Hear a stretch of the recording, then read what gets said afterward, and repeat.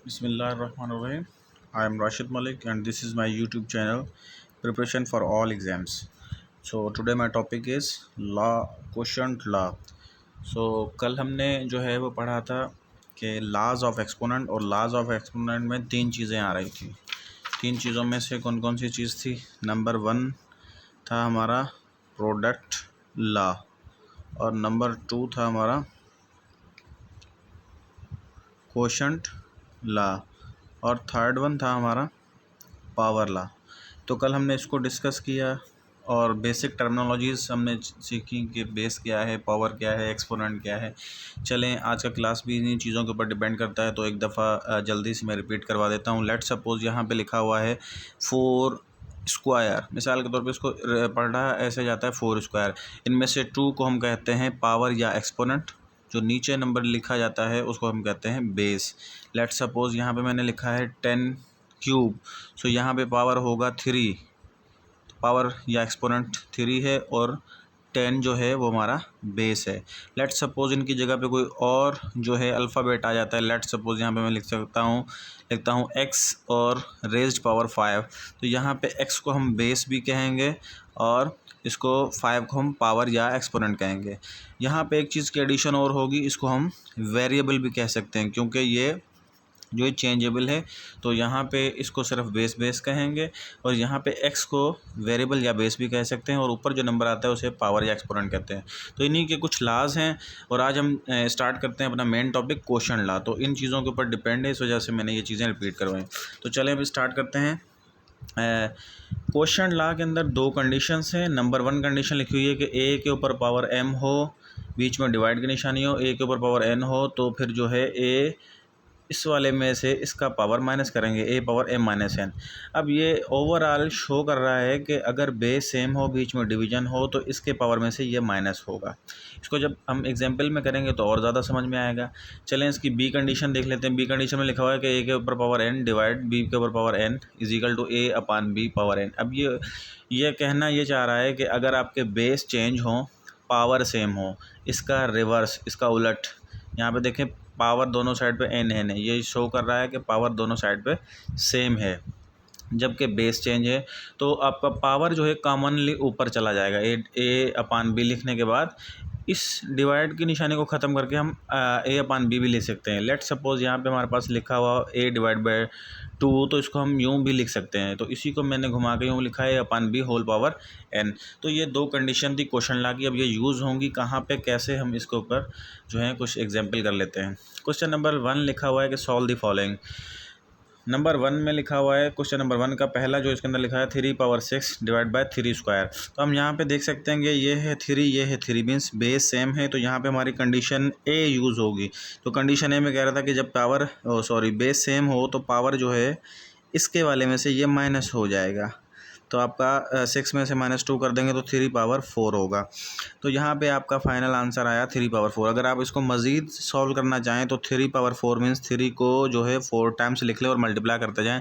3 3 ज़ा 9 एंड 9 3 ज़ा 27 एंड 27 3 ज़ा 81। तो आपका फाइनल आंसर जो है 81।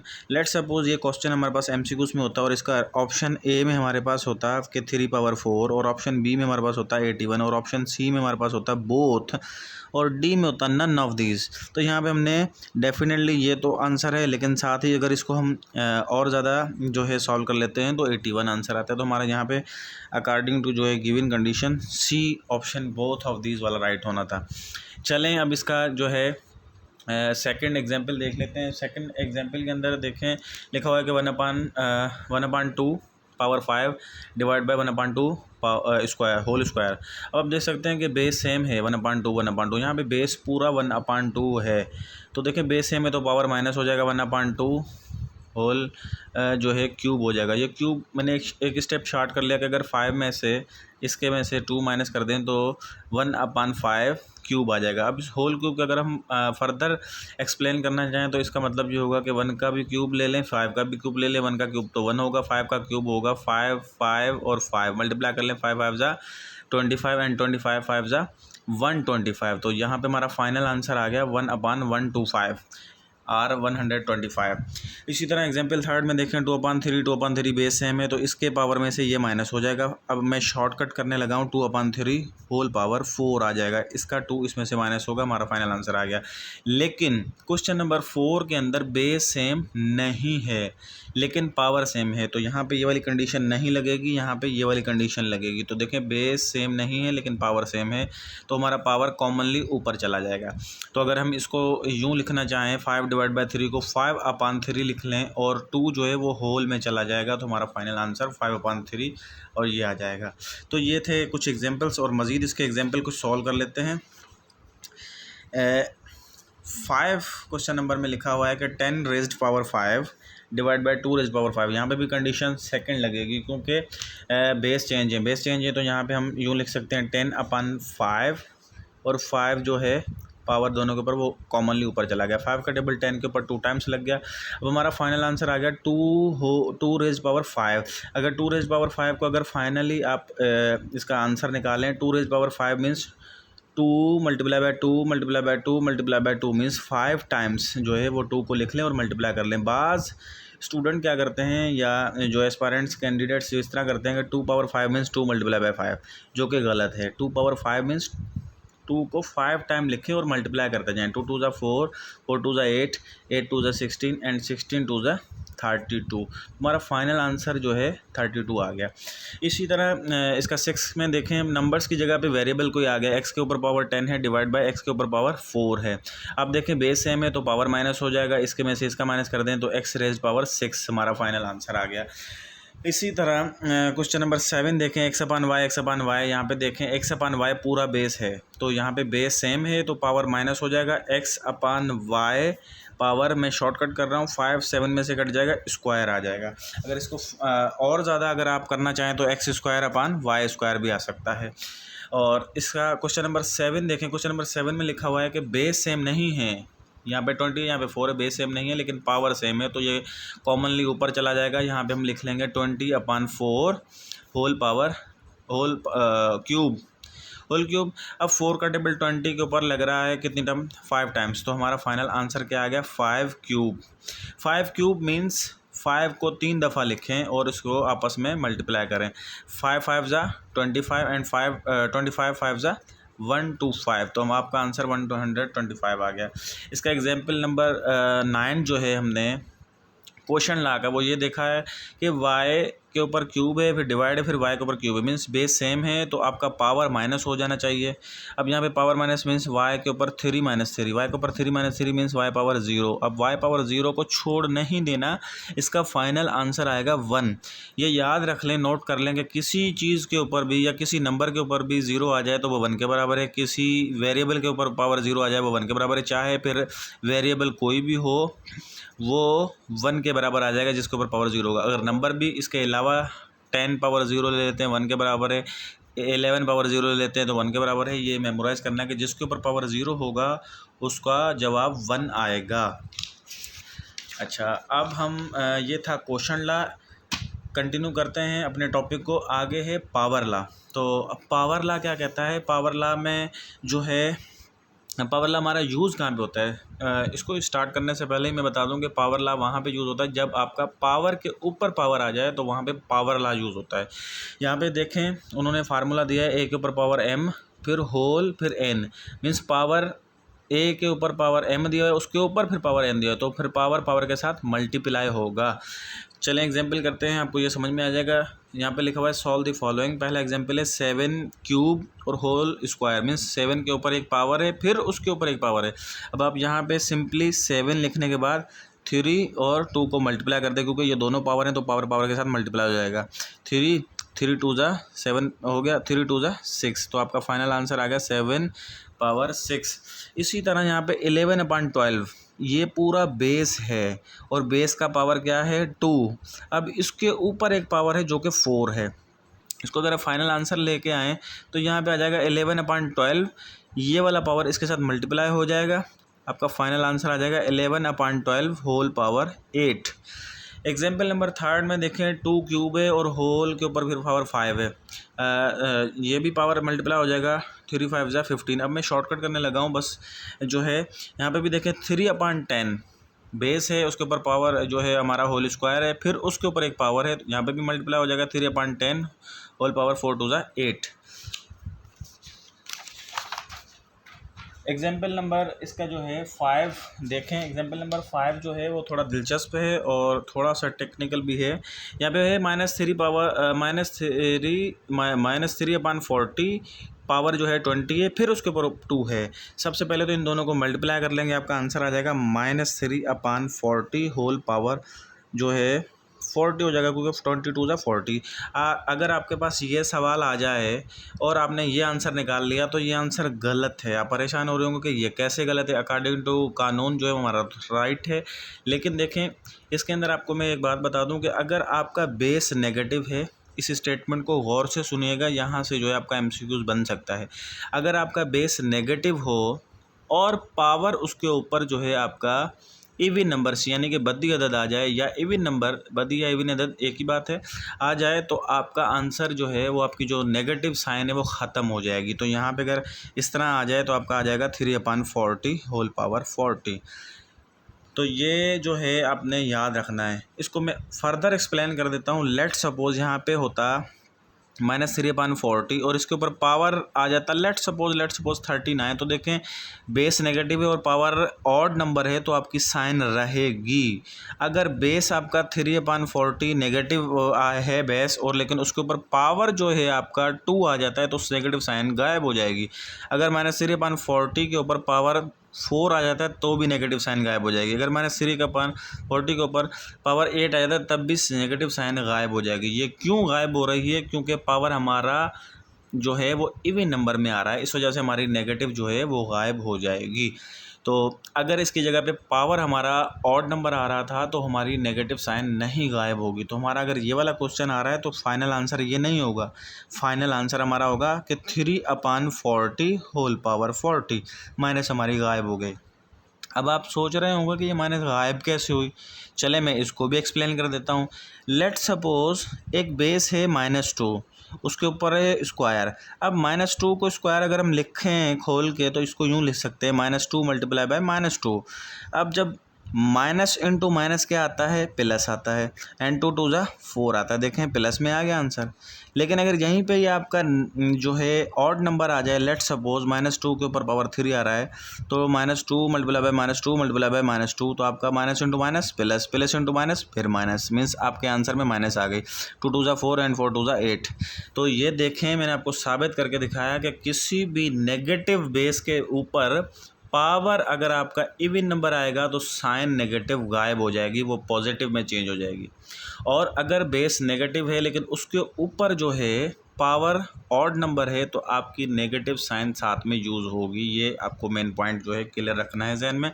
चलिए अब आगे चलते हैं। 6 नंबर इसका एग्जांपल में लिखा हुआ है 3/4 पावर जो है 0 है, उसके ऊपर 6 है। अब 6 और 0 मल्टीप्लाई हो जाएंगे तो पावर हमारा आ जाएगा 3/4 पावर 0। जिसके ऊपर भी पावर 0 होता है, मैंने पीछे बताया आपको कि वो 1 के बराबर होता है। यहाँ पे आंसर हमारा 1 आएगा। अब हमने जो है ये पावर लॉ को भी कर लिया। अब जो कुछ एग्जांपल्स मैंने 3-4 लिए हैं, ये एग्जांपल मिक्स में होंगे। मीन्स इस एक क्वेश्चन के अंदर ही जो है आपका प्रोडक्ट लॉ भी यूज़ हो रहा होगा, आपका क्वेश्चन लॉ भी यूज़ हो रहा होगा, और कभी कभार आपका पावर लॉ भी यूज़ हो रहा होगा। अब यहाँ पे देख लेते हैं कि एक क्वेश्चन है, यहाँ पे लिखा हुआ है x power 0 plus x power 5 multiply by x power -1 x power -5। अब यहाँ पे देखें कि इन दोनों के ऊपर जो है आपका प्रोडक्ट लॉ यूज़ हो रहा है। प्रोडक्ट लॉ क्या कहता था कि बेस सेम हो, बीच में मल्टीप्लिकेशन हो तो आपके पावर ऐड होते हैं। तो यहाँ पे एक्स के ऊपर पावर 0 है, मीन्स ये 1 के बराबर है। मैंने कहा था कि जिसके ऊपर भी पावर 0 होता है वो 1 के बराबर होता है। और ये प्रोडक्ट लॉ के मुताबिक x के ऊपर पावर 5 -5 आ जाएगा, और ये हो जाएगा 1 प्लस एक्स के ऊपर 5 में कट गया 0, और ये x पावर 0 किसके बराबर हो गया? 1 के बराबर हो गया। 1 + 1 = 2। आप परेशान हो रहे हो कि यहाँ पे जो है हमारा जो क्वेश्चन था वो था वेरिएबल में x में, लेकिन हमारा फाइनल आंसर देखें 2 में आ गया। तो ये सारा कुछ मैंने क्या किया, ये लॉज ऑफ एक्सपोनेंट को यूज़ करते हुए फाइनल आंसर हमारा निकाला। चले अभी इसका एग्जाम्पल नंबर 2 देखें। एग्जाम्पल नंबर 2 के अंदर जो है आप देखें कि इन दोनों के दरमियान जो है प्रोडक्ट लॉ यूज़ हो रहा है। मीन्स बेस सेम है और पावर जो है आपका जो भी हो लेकिन बेस सेम है, तो यहाँ पे आपका बीच में मल्टीप्लिकेशन है तो आपका प्रोडक्ट लॉ यूज़ होगा, और प्रोडक्ट लॉ कहता है कि पावर जो है आपके प्लस होंगे। इसको आप सेम लिख लें फिलहाल, 2 के ऊपर पावर 8 आ जाएगा डिवाइड बाई 2 के ऊपर पावर 7। तो अब आप देखें प्रोडक्ट लॉ यूज़ करने के बाद आपका फाइनली अब आंसर जो है ये नहीं है। अब यहाँ पे भी आपका एक और लॉ यूज़ हो रहा है, यहाँ पे यूज़ होगा आपका क्वोशंट लॉ। क्वोशंट लॉ कब यूज़ होता है? जब आपके बीच में डिवीजन की निशानी आ जाए। प्रोडक्ट लॉ कब यूज़ होता है? जब आपके बीच में मल्टीप्लिकेशन की निशानी आ जाए। यहाँ पे डिवीजन की निशानी है, लेकिन क्वोशंट लॉ के अंदर दो कंडीशन थी, बेस सेम है तो इसके पावर में से ये माइनस हो जाएगा, मीन्स 2 के ऊपर power 8 minus 7 is equal to 2 power 1। 2 power 1 गायब हो जाता है, यहाँ पे हम इसको 2 के बराबर ही ले लेते हैं। तो इसके मज़ीद 2 एग्जांपल जो हैं वो भी हम कर लेते हैं। एग्जांपल नंबर इसकी 3 है, उसके ऊपर लिखा है कि 2/3 पावर जो है हमारा होल स्क्वायर है, फिर उसके ऊपर एक पावर है 3। तो यहाँ पे देखें पावर के ऊपर पावर आया, मीन्स यहाँ पे पावर लॉ यूज़ होगा। तो हमारा यहाँ पे जो है जवाब आएगा 2/3, 2 3 ज़ा 6 हो जाएगा डिवाइड बाई 2/3 होल पावर 4।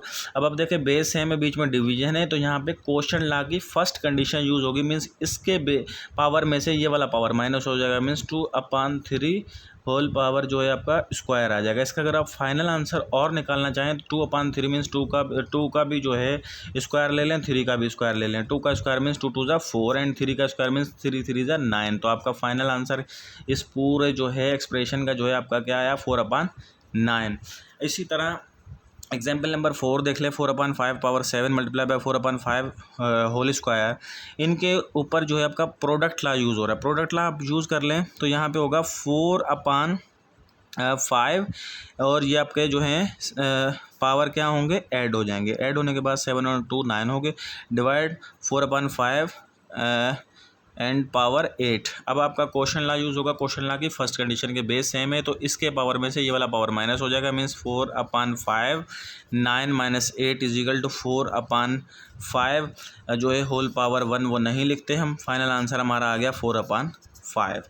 तो ये थे वो वाले क्वेश्चंस जो आपके जो है जहाँ पे सारे लॉ यूज़ हो रहे हो। इसके अंदर एक और छोटी सी जो है क्वेश्चंस आ जाते हैं, कभी कभार पावर के अंदर एक वेरिएबल आ जाता है और उस वेरिएबल की वैल्यू मालूम करनी होती है। तो इसके भी मैंने 3 एग्जांपल्स लिखे हैं, तो इसको स्टार्ट करते हैं। Find the value of x, means power में आपका एक जो है वेरिएबल आ जाता है एक्स और उसकी वैल्यू मालूम करनी होती है। सबसे पहले तो इसको सॉल्व कर लें, बाद में हम एक्स की वैल्यू निकालेंगे। अब जहाँ पे देखें बेस सेम है, बीच में मल्टीप्लिकेशन है, तो यहाँ पे हमारा यूज़ होगा प्रोडक्ट लॉ। और प्रोडक्ट लॉ कहता है बेस सेम हो तो पावर ऐड होते हैं। पावर ऐड हो गए मीन्स 3 के ऊपर पावर 10 इज इक्वल टू 3 के ऊपर पावर एक्स। जहाँ पे मैं देखें एक और आपको जो है एक्सप्लेन कर दूँ और भी चीज़ कि अगर 3/6 होता और बीच में डिवीजन होती तो यहाँ पे पावर इसके में से ये माइनस हो जाता। यहाँ पे प्रोडक्ट लॉ में क्या होता है कि पावर ऐड होते हैं, क्वोशंट लॉ में क्या होता है? पावर माइनस होते हैं। तो यहाँ पे जो है 3/10 इज इक्वल टू 3 के ऊपर एक्स है, तो आपकी वैल्यू जो है एक्स की क्या बनी? X is equal to 10। Question number 2 में लिखा हुआ है 2 के ऊपर पावर 5 मल्टीप्लाई बाई 2/3। अब देखें बेस सेम है, बीच में मल्टीप्लिकेशन है, प्रोडक्ट लॉ यूज़ होगा और पावर ऐड होंगे। 2/5 + 3 is equal to 8 is equal to 2/x। तो यहाँ पे x की वैल्यू क्या हुई? 8 के बराबर हुई। अब कुछ डिफ़िकल्ट एग्जांपल कर लेते हैं। यहाँ पे 3rd नंबर पे एग्जांपल एक लिखिए 4/7 क्यूब है, होल क्यूब है और उसके ऊपर पावर जो है x है इज इक्वल टू 4/7 और होल पावर 9 है। अब यहाँ पे पावर लॉ यूज़ होगा, मीन्स ये दोनों आपस में मल्टीप्लाई हो जाएंगे। यहाँ पे हमारा इस साइड पे लेफ्ट साइड पे होगा 4/7 whole power 3x is equal to 4/7 whole power 9। तो ये जो है इसके बराबर होगा, मीन्स यहाँ पे हम लिखेंगे 3x इज इक्वल टू 9। हमने वैल्यू मालूम करनी है x की, तो 3 को जब इस साइड लेके आएंगे डिवीजन में आ जाएगा, x इज इक्वल टू 9/3। 3 का टेबल 9 के ऊपर 3 टाइम्स, तो आपकी फाइनल वैल्यू x की क्या आ गई? 3। तो ये थे कि जब हमारे किसी जो है क्या कहते हैं पावर के अंदर हमारा वेरिएबल आता है और उस वेरिएबल की वैल्यू मालूम करनी होती है। यहाँ पे तो मैंने x वेरिएबल लिया है, वेरिएबल यहाँ पे y आ सकता है, यहाँ पे a आ सकता है, यहाँ पे b आ सकता है, उसकी वैल्यू कैसे मालूम की जाती है। चलिए अब हम देर नहीं करते कि ये जो भी कुछ मैंने पढ़ाया है इसके ऊपर कुछ MCQs कर लेते हैं कि एग्ज़ाम में इन चीज़ों के MCQs किस टाइप के आते हैं। क्वेश्चन नंबर 1 मैंने लिखा है कि -3 के ऊपर पावर 0 हो तो वो किसके बराबर होता है। तो मैंने पहले भी उस वक्त भी मैंने बताया था कि जब भी पावर जो है आपका ज़ीरो आ जाए तो वो किसके बराबर होता है, 1 के बराबर होता है। तो यहाँ पे क्वेश्चन नंबर 1 में देखिए -3 के बराबर 0 है, तो यहाँ पे 1 जो है ऑप्शन डी में मौजूद है। अब यहाँ पे जो है दूसरे एग्जाम्पल में लिखा है find the value of x, x की वैल्यू मालूम करें, जबकि हमारे पास ये एक एक्सप्रेशन मिला हुआ है कि 1/5 x multiply by 1/5 whole power 5 equal to 1/5 और 10। देखिए यहाँ पे प्रोडक्ट ला यूज़ होगा क्योंकि 1/5 बेस सेम है, तो आपके पावर जो है वो क्या होंगे, पावर आपके जो है वो ऐड हो जाएंगे। यहाँ पे होगा 1/5 x + 5 इजिकल टू 1/5 और होल पावर 10। तो आप यहाँ पे देखें ये एक्सप्रेशन इसके बराबर हो जाएगा, ऊपर वाला जो है x + 5 जो है वो आपका हो जाएगा 10 के बराबर। तो हमने वैल्यू मालूम करनी है x की, तो 5 को उस साइड ले जाएंगे, x equal to 10 - 5 equal to x equal to 5। तो यहाँ पे हमारी x की वैल्यू क्या निकली, 5। तो अब यहाँ पे देखें कि हमारा 5 और जो है राइट ऑप्शन जो है ए में मौजूद है, तो ए पे टिक करेंगे। क्वेश्चन नंबर 3 में लिखा है 7/8, ये सारा एक लिखा हुआ है कि बता रहा है कि जो है ये किसके बराबर है, इसके फाइनल आंसर जो है वो हम इसका जो है रफ वर्क में आप लॉज ऑफ एक्सपोनेंट यूज़ करते हुए इसका आंसर निकाल सकते हैं।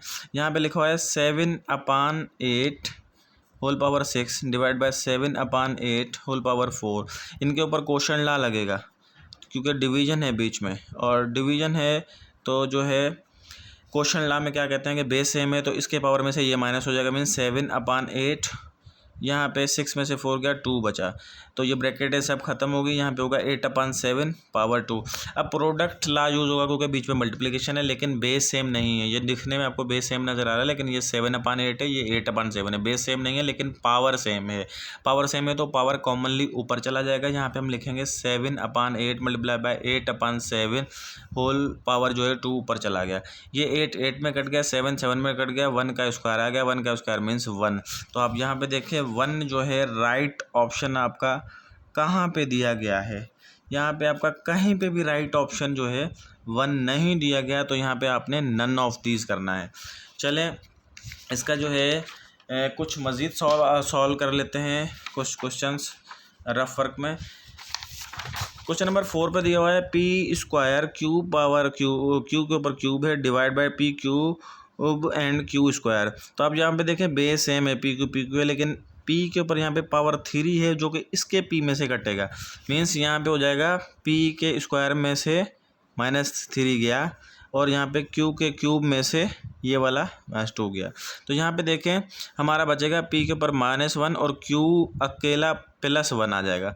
अब हाँ यहाँ पे देखें इसको अगर मैं प्लस वाले पावर में चेंज करूँ तो इसको मैं उठा के नीचे ले जाऊँगा, यहाँ पे हो जाएगा q/p।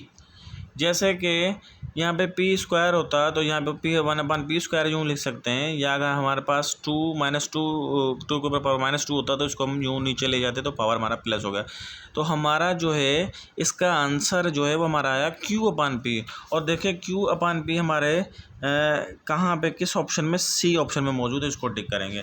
अब यहाँ पे 5 क्वेश्चन में इसी तरह का मैंने एक क्वेश्चन दिया है, इसके अंदर लिखा हुआ है कि x के ऊपर स्क्वायर है और उसके ऊपर -2 है, पावर ला यहाँ पे यूज़ होगा x² है, उसके ऊपर -2 है, तो यहाँ पे पावर में मल्टीप्लाई हो जाएगा, लेकिन यही वाला प्लस का पावर है, ये वाला माइनस का है, प्लस इंटू माइनस और 2 2 4। तो आपका x रेज पावर 4 होगा, लेकिन -4 होगा, लेकिन अगर इसको प्लस में चेंज करना चाहें तो ये 1/x पे पावर 4, मीन्स इसका ये भी आंसर आ सकता है, ये भी आंसर आ सकता है। जबकि हम अपने आंसर में देखते हैं यहाँ पे ये तो होगा नहीं, ये वाला भी राइट ऑप्शन है, ये वाला भी है, लेकिन उन्होंने फिर 2 राइट ऑप्शन होते हैं तो जाहिर सी बात है फिर एक तीसरा ऑप्शन होता है जिसके अंदर बोथ ऑफ दिस भी होता है। तो यहाँ पे डी ऑप्शन में लिखा हुआ है कि both B and C, yes ये भी राइट है, ये भी राइट है, तो इसका जो राइट ऑप्शन होगा इनमें से चूज़ नहीं करना होगा। यहाँ पे बोथ ऑफ दिस है तो हमने बोथ ऑफ दिस पे टिक करना होगा। क्वेश्चन नंबर 6 जो है वो हमने लिखा है 4/5 स्क्वायर डिवाइड बाई 1/5 स्क्वायर। तो यहाँ पर देखें